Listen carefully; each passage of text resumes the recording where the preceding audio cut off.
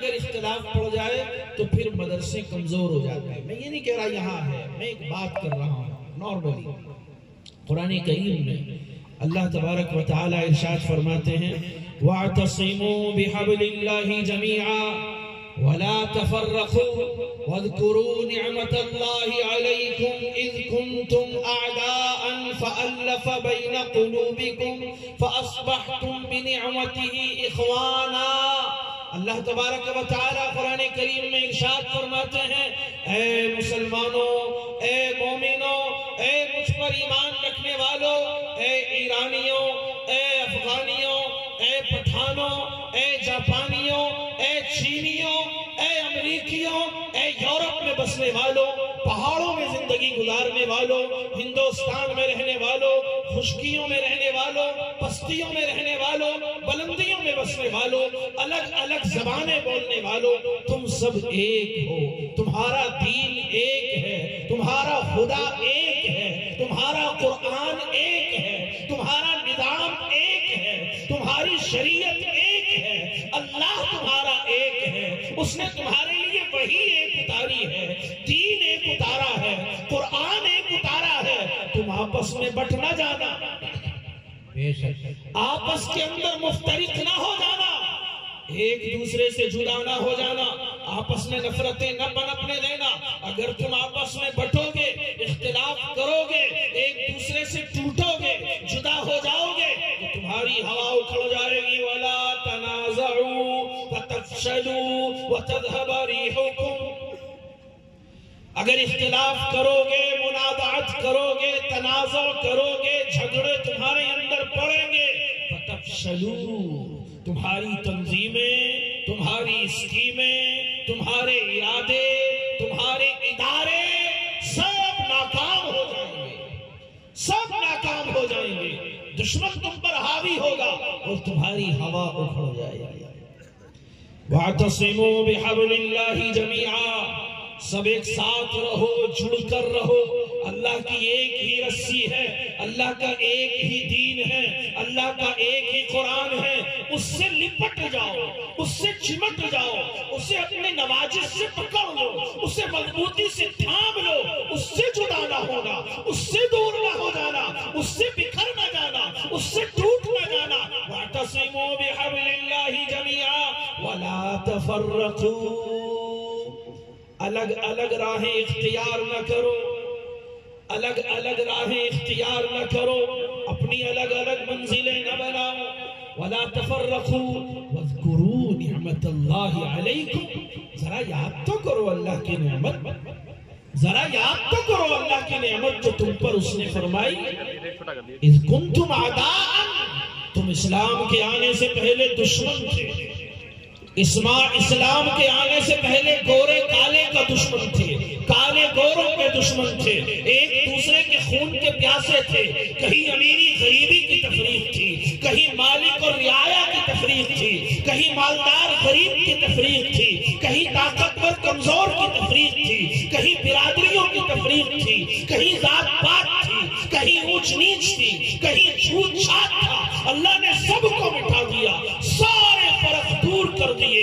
یہ حبشے سے آیا ہے، کالا ہے، غلام ہے، شکل صورت میں کوئی بہت نمایاں نہیں ہے، شکل بھی ایسی ہی کمزور سی ہے، اور وجود میں بڑا پہلوان ہے، انتہائی کالا ہے، غلامی کرتا ہے، غلام ہے، غلام کی حیثیت سے زندگی گزار رہا ہے. لیکن اللہ کے رسول علیہ السلام نے بلایا اور اس کی عزت بتلائی، اس کا مقام بتلایا اور برادری کی ایک مثال قائم فرمائی.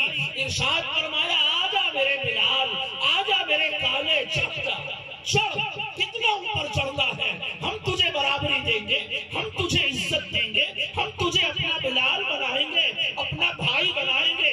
صحابہ کرام فرماتے تھے سیدنا بلال، سیدنا بلال، بلال تو ہمارے سردار ہیں.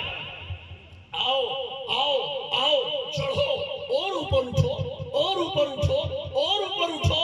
کعبے کے قریب جاؤ، کعبے کا دروازہ کھولو، کعبے کی چھت پر چڑھ جاؤ، چھت پر چڑھ جاؤ، چھت پر. کعبے کی چھت پر غلام کھڑا ہے، کالا کھڑا ہے، کمزور کھڑا ہے، نیچ سمجھا جاتا تھا، اللہ کے رسول نے اسے وہاں پہنچا دیا ہے۔ اللہ اکبر، اللہ اکبر، اللہ اکبر، اللہ اکبر۔ کعبے کی چھت سے بلال کی اذان گونجی، اس کالے کو، اس کمزور کو، اور زمانے نے جسے ٹھوکروں میں رکھا تھا اسے اٹھا کر محمد نے سینے سے لگایا، اسے کعبے کی چھت تک پہنچا دیا۔ میرا دین تو یہ تعلیم دیتا ہے، میرا دین تو یہ درس دیتا ہے، اسلام تو یہ سبق دیتا ہے، منفعت ایک ہے اس قوم کی، نقصان بھی ایک۔ منفعت ایک ہے اس قوم کی، نقصان بھی ایک، ایک ہی سب کا نبی، دین بھی، ایمان بھی ایک، حرم پاک بھی، اللہ بھی، قرآن بھی ایک۔ حرم پاک بھی، اللہ بھی، قرآن بھی ایک۔ کچھ بڑی بات تھی، ہوتے جو مسلمان بھی ایک، کچھ بڑی بات تھی، ہوتے جو مسلمان بھی ایک۔ فرقہ بندی ہے کہیں اور کہیں لاتے ہیں، کیا زمانے میں پنپنے کی یہی باتیں ہیں؟ کیا ہو گئے ہیں؟ کتنی تفریق پڑی ہوئی ہے۔ اگر یہ تفریق ہم میں رہی تو ہماری ہوا اکھڑ کر رہ جائے گی۔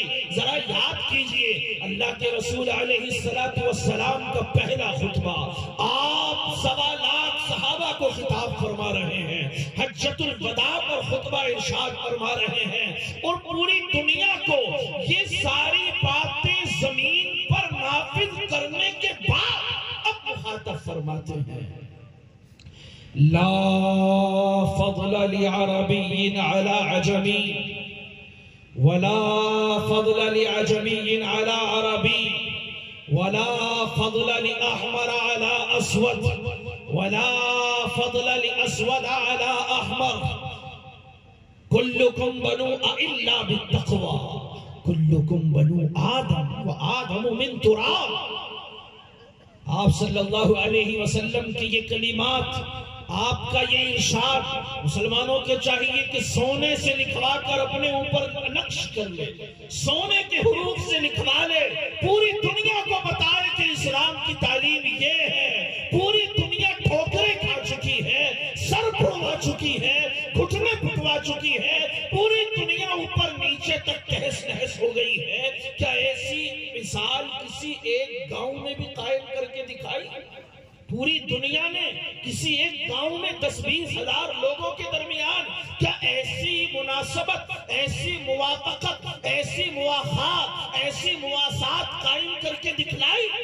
فرمایا اسلام اس کا نام ہے کہ یہاں کسی گورے کو کسی کالے پر کوئی فضیلت نہیں، کسی کالے کو کسی گورے پر کوئی فضیلت نہیں، کسی عربی کو، کسی قریشی کو، کسی سید کو دوسروں پر کوئی فضیلت نہیں، اور کسی غیر عربی کو، کسی عجمی کو، کسی چینی کو، کسی جاپانی کو، کسی ہندی کو، کسی عربی پر کوئی فضیلت نہیں۔ ہاں اللہ کے یہاں تقوی کی بنیاد پر مرتبے مختلف ہوتے ہیں۔ اللہ کے یہاں دنیا میں تم سب برابر ہو، کلکم بنو آدم، تم سب آدم کی اولاد ہو، تم سب کا باپ ایک ہے، تم سب آپس میں بھائی ہو، تم سب کا سلسلہ جا کر حضرت آدم پہ مل جاتا ہے، وہ تمہارے باپ ہیں، اور آدم کو اللہ نے مٹی سے بنایا ہے، تم سب مٹی سے بنے ہو۔ تمہاری حقیقت یہ ہے مٹی ہی میں مل جانا ہے۔ آدمی کا جسم کیا ہے؟ اس پہ شہدہ ہے جہاں، ایک مٹی کی عمارت، ایک مٹی کا مکان، خون کا گارا بنا اور اینٹ اس میں ہڈیاں، چند سانسوں پر کھڑا ہے یہ خیالی آسمان۔ موت کی پرزور آندھی اس سے جب ٹکرائے گی، ٹوٹ کر پھر یہ عمارت خاک میں مل جائے گی۔ نعرہ تکبیر، نعرہ تکبیر۔ مفتی محمد راغب عمر قاسمی، مدرسہ سبیل السلام، علماء دیوبند۔ یہ ہماری حقیقت ہے۔ آج ہم بٹے ہوئے ہیں، آج ہمارے دل ایک دوسرے سے ملتے نہیں ہیں۔ اسلام کا امتیاز تو یہ تھا مالک بھی آ جائے، آقا بھی آ جائے، بادشاہ بھی آ جائے، وہی غلام بھی ہے، وہی بہت چھوٹی مزدوری کرنے والے بھی ہیں، وہی بالکل نچلے طبقے پر زندگی گزارنے والے بھی ہیں۔ اگر وہ پہلی صف میں آ کے بیٹھ گئے ہیں، اگر انہوں نے امام کے پیچھے جگہ لے لی ہے، کسی کو یہ حق نہیں پہنچتا انہیں پیچھے ہٹا سکے۔